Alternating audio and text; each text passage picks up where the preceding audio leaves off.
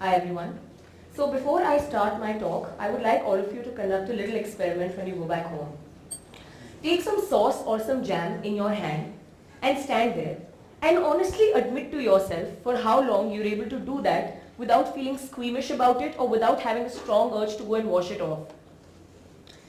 Second, when you're studying in your room and you're being constantly annoyed by this leaking tap in your bathroom and it's distracting and disturbing you from your studies, I'm sure all of us have been through that point at some or the other time, right? Now imagine if it's not just the leaking tap in your bathroom, but the chirping of the bird outside your room, the swaying of the fan on your ceiling, the chittering and chattering of people at your home, and all the sights and sounds that you can hear and see that distract you and disturb you and annoy you, that you're not able to go on with whatever you're doing. Imagine how that would feel. This is a glimpse in the mind of an autistic individual. When I was 8 years old, and my sister, that's her, she was 2 at the time, she was diagnosed with borderline autism. Now we were all devastated because we didn't understand how she'll be able to keep up with this fast-paced world.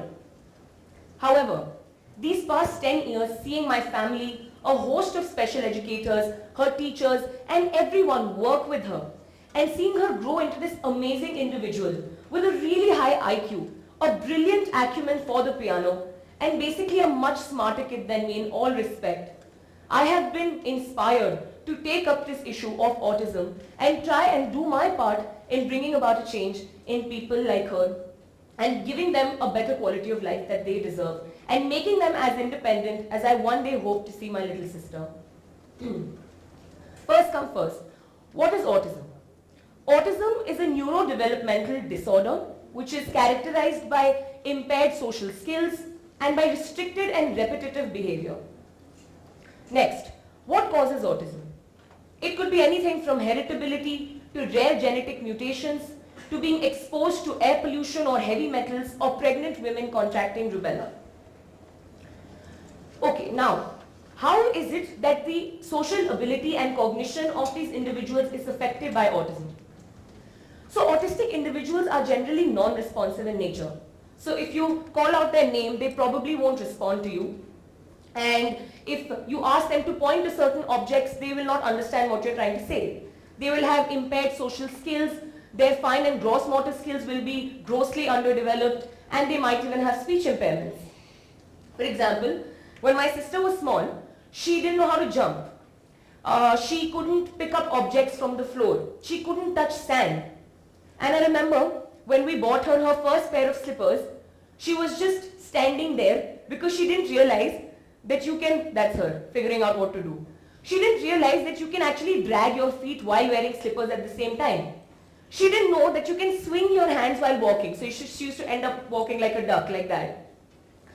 These are things that we had to teach her, which we take for granted, that children will intuitively learn. We had to teach her all these things. Her special educators worked with her on gym balls, attached stools and chairs for her to teach her how to jump. And we used to take pictures that, look, this is crying, this is drinking, that is sleeping, this is eating. We had to teach her all these things which people think that children will intuitively understand. And now, when my mother asks her to sit and read a book, you should see how fast she runs from one room to the other. What is it that sort of disables autistic individuals from being able to perceive situations like this, like you and me? It's generally a problem in the wiring of their brain. So we have to understand that any task that we're able to undertake, we can only do so because the wiring of our brain to solve that particular task is very strong. And if it's not, then we can't go ahead and perform that task. For example, take a weaver, for instance. A weaver who has only woven baskets or whatever his entire life. If you ask him to take up another skilled job, he probably won't be able to do it because his wiring is tuned in a manner that he can only weave and not perform other tasks as well. For example, I can't draw at all. And that's because the wiring that gives me my ability to draw is not as well tuned as an artist's. However, in a lot of cases in autistic individuals, certain portions of their wiring may be even stronger than yours or mine. My sister, for example, can play the piano to perfection. She can replicate any song right after hearing it If you ask her to close her eyes and I play 10 notes on the piano together, she can tell me what each and every note that I've played. And without her, I cannot even imagine being able to play now without her help, because literally to finish any particular piece that I've undertaken, I've always needed her help and her guidance. And this goes to show that people whom we think may be at a disadvantage to us because of the disability that they have may actually be better than us in a lot of respects. However, of course, their life is far from rosy. They're faced with a lot of social problems that we cannot even begin to imagine affecting us. The first problem, abuse. There have been several cases of autistic individuals suffering from sexual and physical abuse. What happens in these cases is that the perpetrators of the crime can get away by simply claiming that this person's crazy, she's lying, I did nothing to her. Or those autistic individuals may not even be able to complain because they don't know that something bad has happened with them. They don't have that street smartness or that ability to perceive situations like you and me. So they're not able to complain later on that something wrong has happened with them. And this is how perpetrators of crime towards autistic individuals get away scot-free. The second problem is denial, and denial mostly by parents. A lot of times, either the parents don't recognize the symptoms in their child, or they refuse to acknowledge that there is any problem whatsoever. Because instead of considering these problems as mental disabilities, they consider as a fault on the part of the parent or the stubbornness of a child, both of which are grossly untrue. There is no fault in the upbringing of these parents. However, because they don't realize that, these problems either go undiagnosed or they go untreated. The third and probably the most problematic issue that autistic individuals are faced with is social stigmatization and discrimination. Even though this children suffering from disabilities is fast catching up amongst us, our selectivity of our empathy towards these children is extremely problematic. Because for us, physical disabilities are disabilities, but mental disabilities are a figment of our imagination. There's something that is extremely curable without any outsider's help, and they're all in our mind.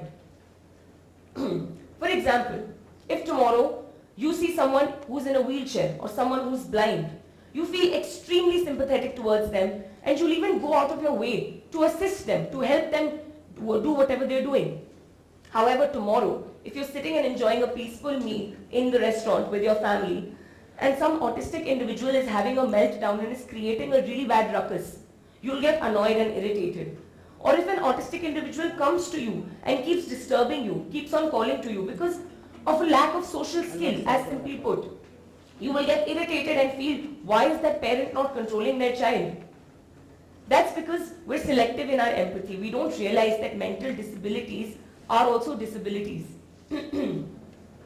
However, the worst form of discrimination, ironically, takes place in schools. So when it comes to extreme cases of autism, they still have somewhere to go because the concept of special schools is now sort of catching up in our society.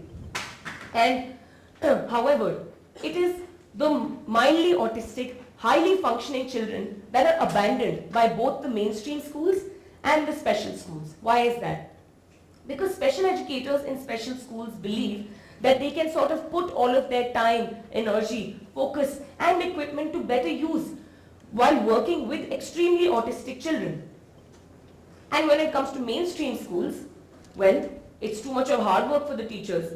They'd rather concentrate on the neurotypical children so that they can get 99% in their boards, go to IIT or go to Stephens.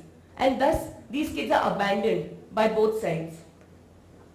The teachers sort of shrug off their responsibility onto the parents, not realizing that a healthy classroom educational environment is what these children need as a form of intervention.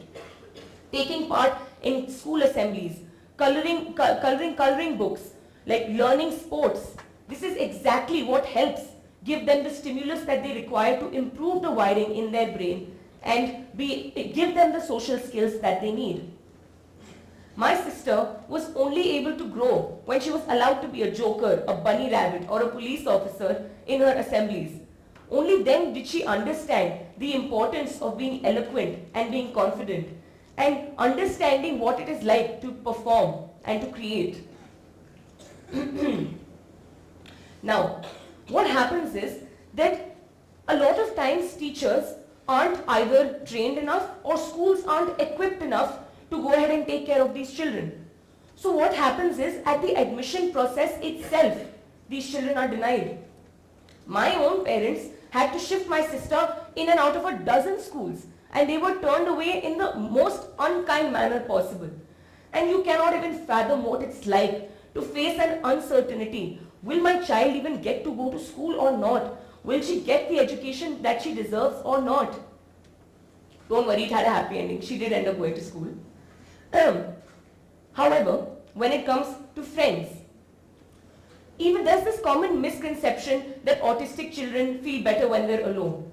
And that's grossly untrue, because autistic individuals in fact are the loneliest people on this planet. They're not able to make and maintain friendships like we are. Sometimes what happens is, parents discourage their children, their neurotypical children, from mingling with autistic individuals because they feel like, no, they might pick up certain negative habits, certain negative traits from them. My own grandmother once told me to keep my sister away from her friend who has a slightly more severe problem than she does, because she said, no, what if she starts copying her friend? What if she starts behaving like him? Not realizing that so many parents and children say the same thing about my sister, and she's only perpetuating this vicious cycle that we're trying to get out of. This is exactly what the problem is. We unwittingly become perpetrators of the same sort of stereotypes or boundaries that we're trying to break and fight. Now, this brings me to the most important question of my talk, right? Why? Why is it that we should try and break apart these shackles of social stigmatization? Why is the social integration of these individuals so very important? Why can't we just leave them to their fate and expect them to live off with their parents or their caregivers for the rest of their lives? It's a simple answer. Exposure and growth for all individuals. Not just autistic individuals, but people like you and me. Why is it that we abolished slavery and untouchability? Why is it that feminism as a concept was introduced in society? It is because isolation and segregation can only impede the perpetuation of a happy and healthy society.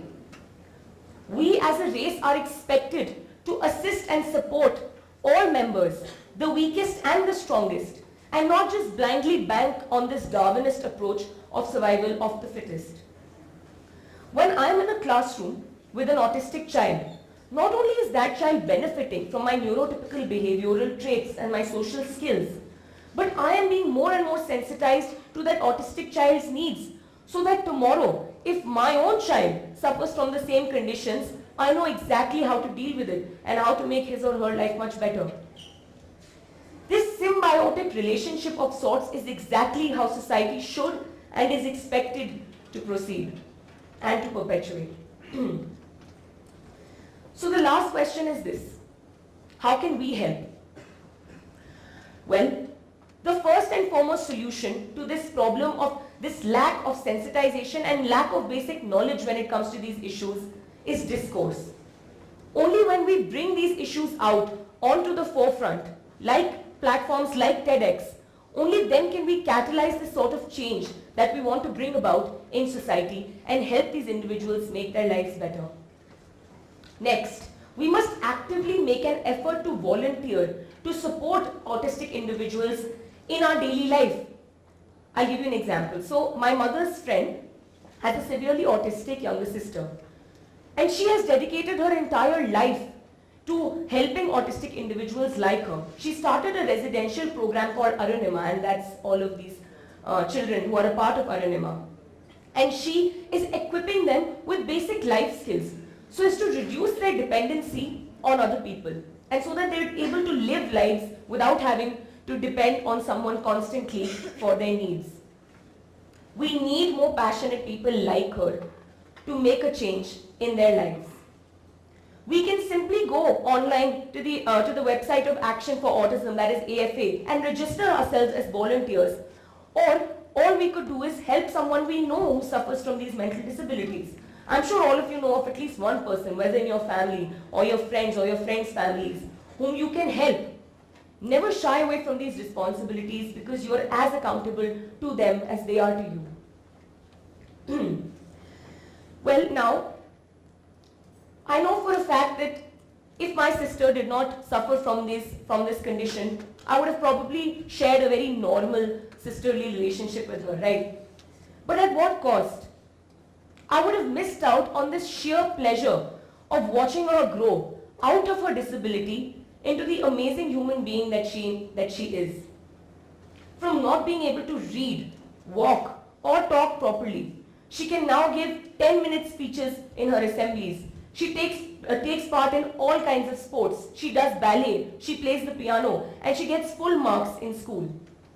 She's made my mother's math a lot stronger, my father's English a lot better, and she's made me the strong pianist that I am today. I wouldn't have been able to do it without her.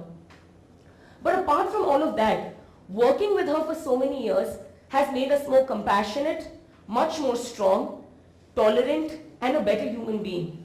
She's given us the ability and the capability of nurturing and helping another individual and face any trouble that we might have with confidence. I have learned from her that no obstacle, no matter how big, can stop you from achieving your goals. And this is all because of the individual that she is, and I wouldn't have it any other way. She's not only changed her life forever, but mine as well. And for that, I'll always be grateful. Thank you.